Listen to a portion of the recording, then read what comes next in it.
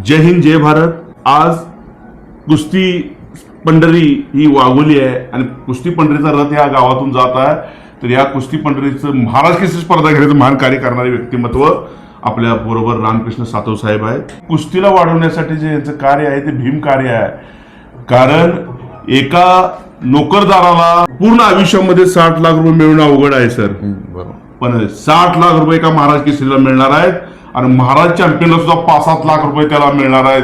उपमहाराज केसरीला सुद्धा मला वाटतं 30-35-40 लाख रुपये मिळणार आहेत.